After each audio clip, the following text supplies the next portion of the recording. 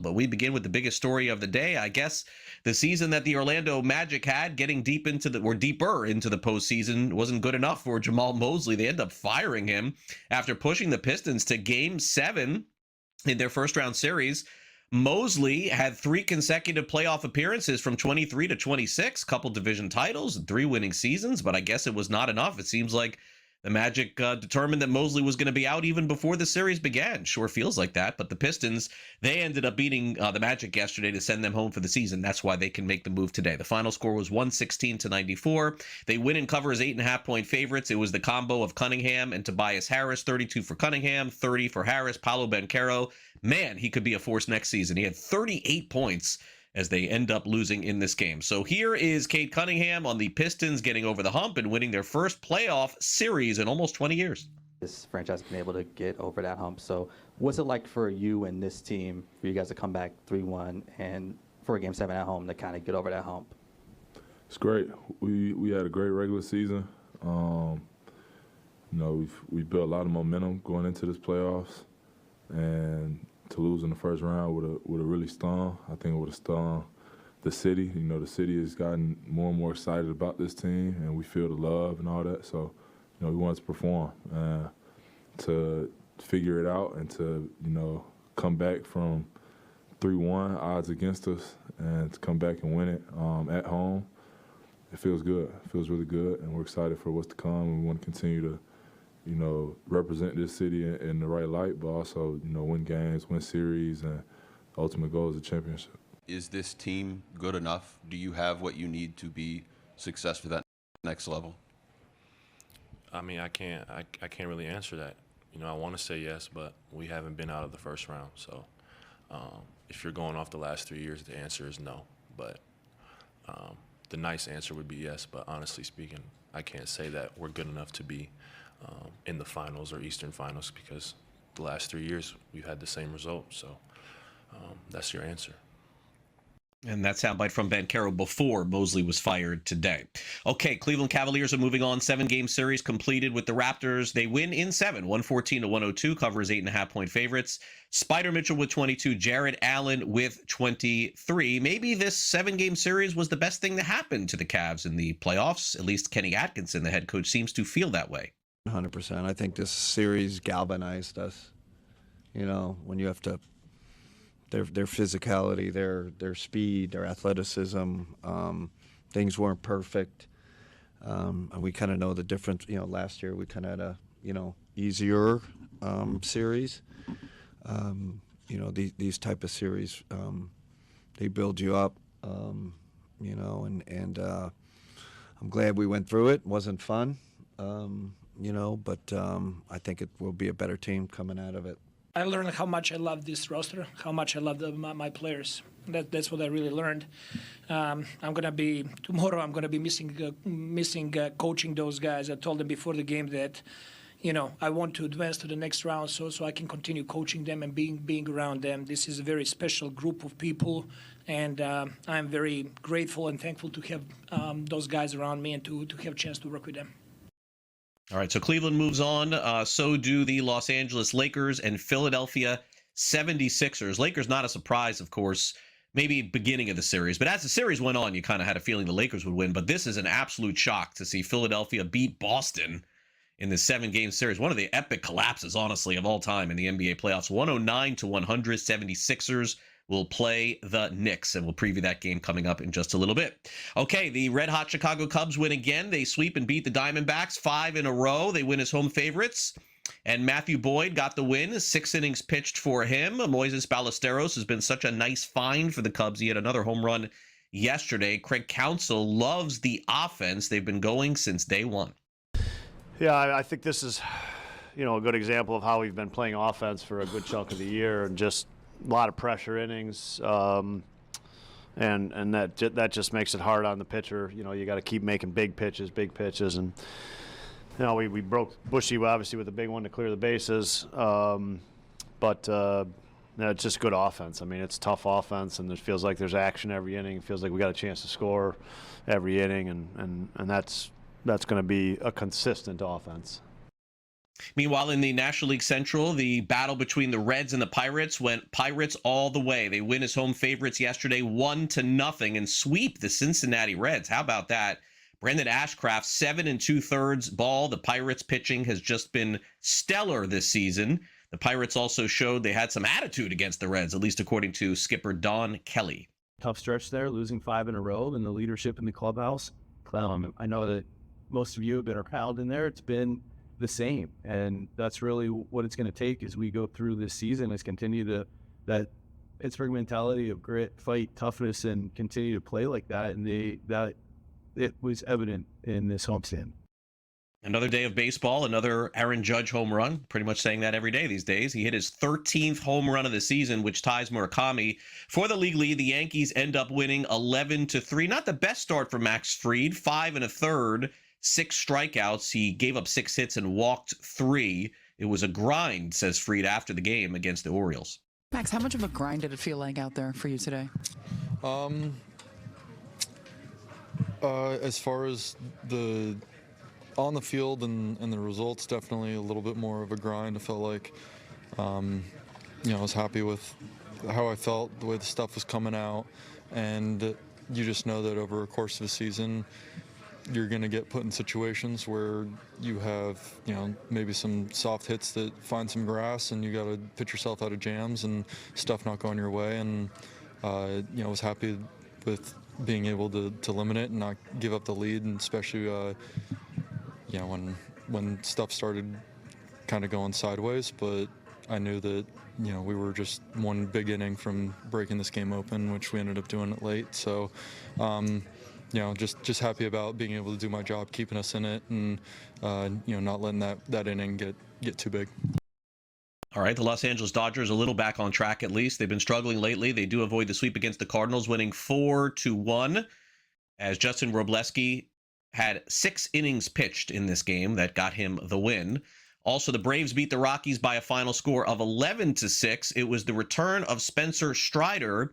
He threw 3 1/3 innings and struck out 6, but walked 5 and gave up 3 runs. Also, this lineup without Ronald Acuna Jr., who was placed on the injured list, and the Braves are saying that he could be back in less than 2 weeks, but we certainly will see. Matt Olson had a couple of hits, so did Ozzie Albies, and also Jonah Heim had 2 hits and 5 runs driven in, and also a home run in that game. Stanley Cup playoffs continuing, of course, last night and into today. The 7-game series between the Montreal Canadiens and Tampa Bay Lightning is complete with, how about this, the Habs finally getting a playoff victory in a series. They win. They'll play the Sabres in the Eastern Conference semifinals. First game between the Avs and the Wild out west, and it was wild, 9-6, the final score there. Colorado takes a 1-0 series lead in that best-of-7 series. And tonight we'll get a couple of games. The Flyers and Hurricanes, they will battle in the East. The Hurricanes have a 1-0 series lead. And then tonight we get game 1 between the Anaheim Ducks and the Vegas Golden Knights. That affair will drop the puck at 9:30 Eastern. Welcome back to Newswire here on SportsGrid. We've got Pat Evans with us from LegalSportsReport.com, diving into the latest sports betting topics. Great to always have Pat here on the show and back for another week, Pat. All right, so let's get started. And the focus that we begin on today is Kambi, a company that we've talked about quite a bit here on the show. Very into technology, B2B provider of sports betting. And with all the sports betting operators out there in the space, it would make sense that one of the companies or several of the companies would have a lot of success helping be a provider. And Kambi is absolutely, I guess, one of those, rising in their stock in the first quarter. Very well right now. They reported their latest earnings last week, and revenue rose 5% year over year, which is a pretty big deal for them because they've had to pivot their business model. At first they were supplying a lot of the traditional sports books that we see, who have since brought all their technology in-house. So they've had to pivot to new operators, new types of partnerships rather than, I can't quite remember who their initial partnerships were, but the FanDuels and the Caesars of the world who have now kind of brought it in-house. So they've been trying to figure out how to make their revenue rise. And sure enough, they've done it. They said it was a lot of higher sports betting margins and increased sports betting activity. So You're seeing more bets being placed and higher revenue from the sports books that they are partnered with. Interestingly enough, and we're going to talk about it more here in a second, that they don't really see any prediction market effects on their revenue, which is kind of interesting to see. And you actually heard that from a lot of the other sports books reporting their revenues recently, saying, yeah, it doesn't seem like it's really the same pool of people that are betting on sports books and the people who are betting on regulated sports books versus the people who are trading on these prediction markets. So a really interesting kind of revenue report from Kambi here, and they think they're going to have a pretty big year with the World Cup in the U.S. Yeah, I would agree. Okay, so now let's move on to the CFTC and prediction markets, where eventually this is going to come to a head. There's a coalition for prediction markets. They would like the CFTC to get involved, or at least figure out one way or the other where this is headed. I think regardless of what we comment on, Pat, you, me, and everybody else, it's still the world of the big unknown as to where we will be at the end of this year, where we'll be next year, where we'll be in the future. But as of now, prediction markets, they continue to roll on. Yeah, when I started reporting about the legislation and regulation of sports betting, I never thought something like this would happen. Over the years, you and I have talked about DFS 2.0 that emerged alongside the sports books, the sweepstakes providers that have emerged, and then now prediction markets. And yeah, we've got state regulators suing, Kalshi and Polymarket and the like, saying, hey, you can't do what you're doing. You're offering sports betting without a license. And then, of course, you've got them saying, well, we're regulated by the CFTC, which has federal jurisdiction. And these are swaps. We're fine doing what we're doing. And now the CFTC is getting involved and countersuing state regulators and such. So this will very likely get to the Supreme Court before we know actually what happens.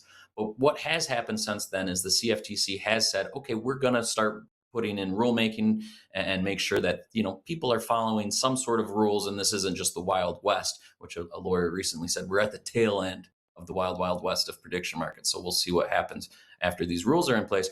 But last week they had a public commentary period kind of close up. The Coalition for Prediction Markets, which notably does not include Kalshi or Polymarket, but is made up of Coinbase Crypto. Kalshi is in it, I'm sorry. Robinhood and Underdog. And they're basically saying, do what you're doing. We don't want to see too much change. Sports does fit within the swap definition, which you can trade on. So there you go. But they also made sure to say, we don't want any sort of casino gaming integrated into prediction markets or anything that could resemble casino gaming. So I think that's kind of trying to help distance itself from the gambling kind of reputation that it has kind of emerged with it. So, I think we'll see some rules drop from the CFTC soon and kind of further define what prediction markets can and cannot do and how these operators are able to offer in various states, at least until we get a Supreme Court ruling down the line. So this is something that, again, when I started doing this 5 years ago, I never would have thought I'd be watching this kind of crazy development. But boy, these things are hot, and certainly the talk of people who don't even think about sports betting or online gambling. So here we are. Finally, Pat, the state of Ohio. Okay, let's get to them here, because I guess that they are sort of just resolute in the fact that if prediction markets are going to roll, just like our sports betting operators in the space, why is it not fair for us, meaning the state of Ohio, to tax these prediction markets? And by the way, it's a fair question. I mean, prediction markets are operating in the same space, and saying that we're not doing the same thing. I mean, I guess in a way they're right, but not really. Like in the end, you're still trying to predict outcomes of sports. So I get it from Ohio, but it still falls along the lines with the CFTC and kind of where everything is going, which we don't know. Exactly. And so this is kind of exactly what we're talking about here. The Ohio Casino Control Commission is embroiled in a lawsuit with Kalshi for offering unregulated sports betting. Recently, a judge sided with the state and denied Kalshi their request for an injunction to prevent the regulator from, enforcing its gaming rules on the company. So that's why, we're going to see many, multiple states, New York, New Jersey, Maryland, a lot of states are embroiled in these lawsuits right now. So this will get to the Supreme Court. But what you're seeing now is kind of states trying to get ahead of it to the potential that the Supreme Court does say, hey, you can regulate these versus the CFTC. Because right now, say this passes and Ohio does get to say you need to apply for a sports betting license and you need to pay the 20% sports betting tax, Kelce can say, no, we're not going to do it. But if the Supreme Court in a couple of years, or a year or whenever that might be, says, okay, states can do it, then these rules are already in place, and the states that haven't done anything like this, are kind of left on their heels and trying to pass this as we go. The other interesting thing there, though, is for the time being, if this does pass, it doesn't mean anything from the prediction market point of view. So that's a story that I did a while ago, talking to various lawyers, saying, does this matter right now? And no, it isn't. It's just a preemptive sort of thing to make sure that those regulations are in place when there's a time that maybe they do matter. But again, for now, we're just kind of based on watching the CFTC and what they do and what they're saying, which, while they are doing their rulemaking process at the moment, they're also kind of saying, we had leaders in the CFTC recently publicly say, basically, these platforms, Kalshi and Polymarket and the like, need to be better at self-regulating and do that. So that's, I think we talked about that last time I was on, was Kalshi, saying to a bunch of politicians who bet on themselves in elections, no, you can't do that. We're going to fine you, even though they're little slaps on the wrist with, a couple $100 fines and a 5-year suspension from the platforms. They are starting to do that, trying to make a bigger deal out of their own self-policing to make sure that they have kind of a better reputation from the general public. As you've seen a lot of backlash from people saying, well, how much insider trading is going on? This is pretty dark and murky. So anyway, these states are just trying to get ahead of it. There's a couple other states that have also done similar moves. And so I'm sure we'll see more next year as sessions get restarted next year too. All right. Well, the best thing that Pat said about prediction markets, which is the summary, the one-word summary, anyway, because we really don't know. Like, no matter how much Pat writes or we talk about it here on the show, they're fun stories to discuss. It's just so much it's something, no it's clarity something new at all. every day. Like, Something it really new is. every Just day keeps pops changing. up in the market. Yep. Yeah. Pat, I'll see you again later in the week. Thanks for coming on. Awesome. Thanks as always, Craig.